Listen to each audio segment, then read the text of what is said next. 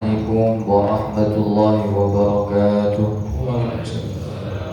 La ilaha illallah wallahu akbar. Allahu akbar walillahil hamd.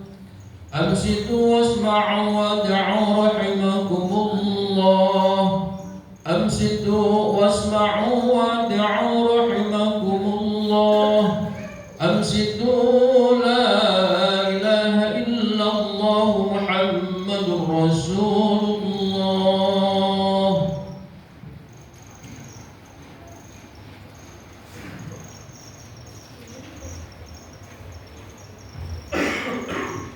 Allahu akbar. Allahu akbar. Allahu akbar. Allahu akbar. Allahu akbar. Allahu akbar. Allahu akbar. Allahu akbar. Allahu akbar. Allahu akbar kabira walhamdulillahi katsira wa subhanallahi bukratan wa asila. La ilaha illallah wahdahu sadaqa wa'dahu wa nasara 'abdahu wa a'azza jundahu wa hazama al-ahzaba wahdahu. La ilaha illallah wallahu akbar. Allahu akbar walillahil hamd.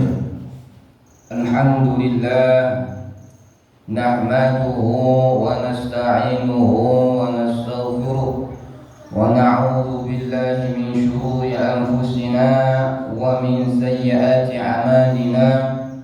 Man yahdihillahu fala mudilla lahu wa man yudlilhu fala hadiya lahu.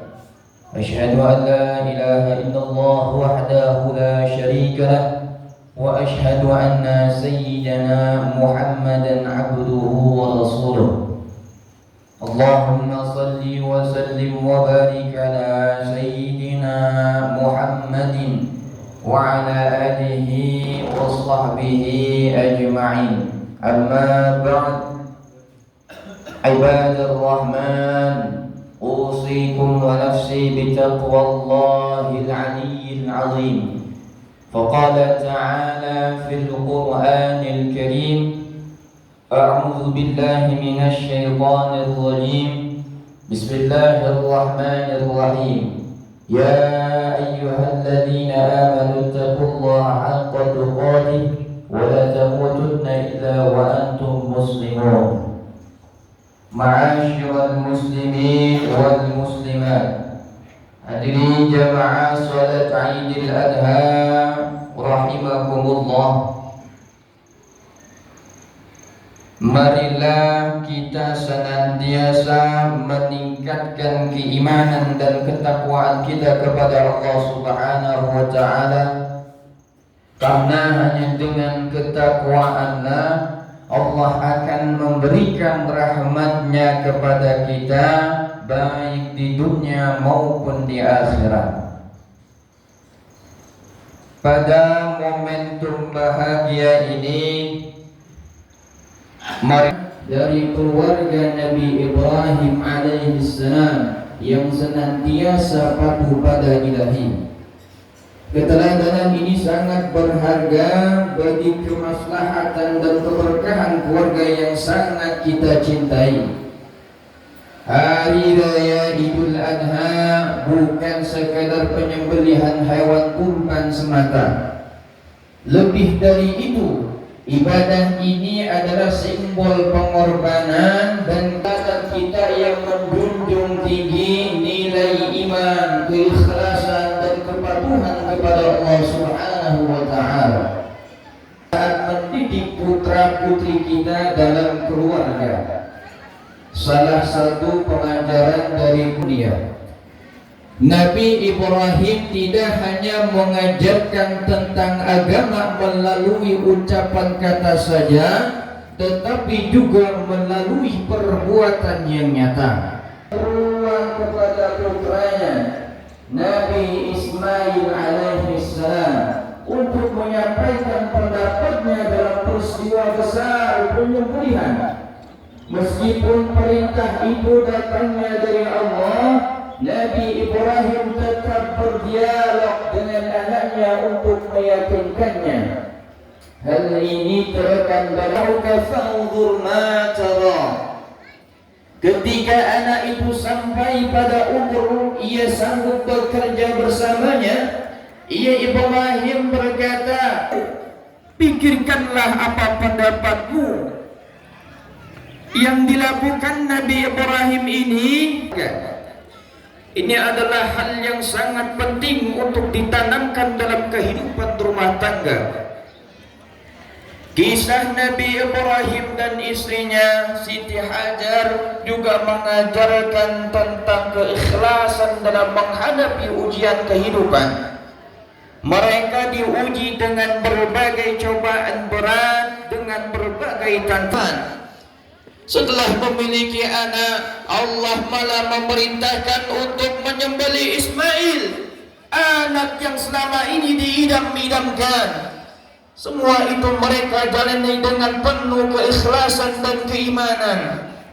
Dari surah As-Saffat ayat 100 tertulis doanya, Rabbi habli minas salihin.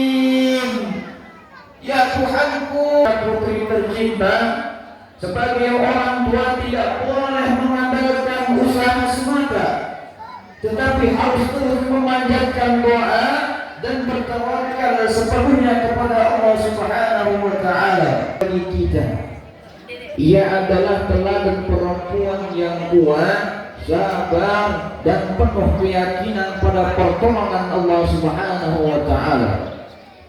Saat ditinggalkan di padang pasir bersama bayi kecilnya, ia tidak mengeluh ketika mengetahui bahwa itu adalah perintah Allah. Dan ia yakin akan pertolongan Allah Subhanahu wa taala.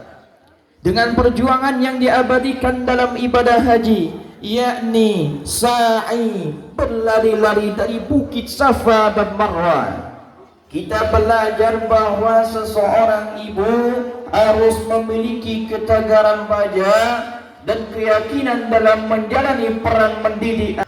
Bagi anak-anak yang merupakan generasi penerus di masa yang akan datang, kisah perjuangan keluarga Nabi Ibrahim ini biasa dalam hal ketaatan kepada orang tua sebagai bentuk pengabdian kepada Allah Subhanahu wa taala. Selama perintah itu sejalan dengan kehendak, menunjukkan sikap tunduk dan berkata dengan tenang. Di dalam surah As-Saffat ayat 102, qala ya abati amma tu'mar satajiduni insyaallah minas sabirin.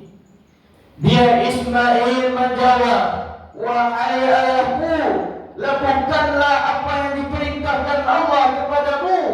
Insyaallah engkau akan mendapatiku termasuk orang-orang yang sabar. Dengan jawaban tanpa keraguan, Nabi Ismail memberikan teladan kepada setiap anak untuk taat kepada orang tua. Karena ketaatan kepada orang tua adalah bagian daripada bentuk pengabdian kepada Allah Subhanahu wa taala. Dan ingat, Allah Subhanahu wa taala, Rasulullah sallallahu alaihi wasallam mengingatkan, ridwallahi fi ridwan walidain wa sakhatullahi fi sakhatil walidain. Ridha mempertanyakan keputusan Allah yang berat ia rasakan. Ia memahami bahwa semua perintah Allah pasti mengandung hikmah dan pelajaran. Prinsip ini menjadi modal penting bagi anak-anak yang kini hidup di beda zaman. Para generasi muda tidak boleh gampang menyerah dan terus menguatkan keyakinan bahwa setiap ujian adalah sarana untuk menjadi pribadi yang lebih kuat dan tahan pada cobaan. Keikhlasan Nabi Ismail juga sangat menginspirasi. Ia tidak hanya taat secara lahir, tetapi juga ikhlas menerima takdir dalam hatinya.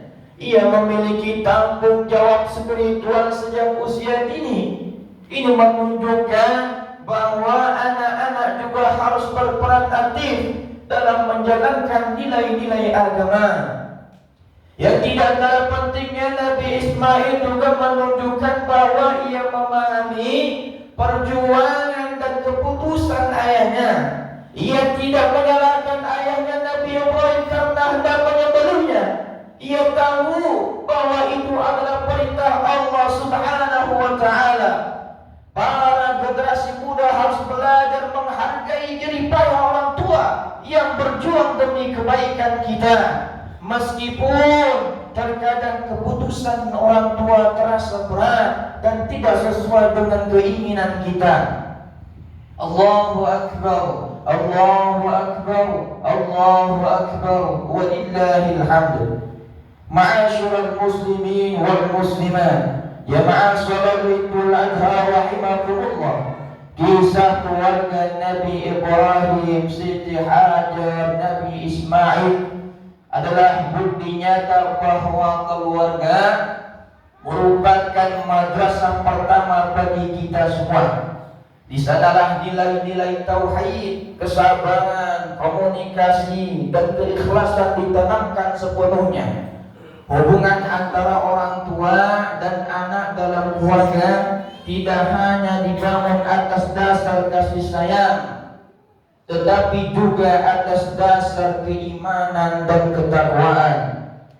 Kesimpulannya, setiap kita adalah ibu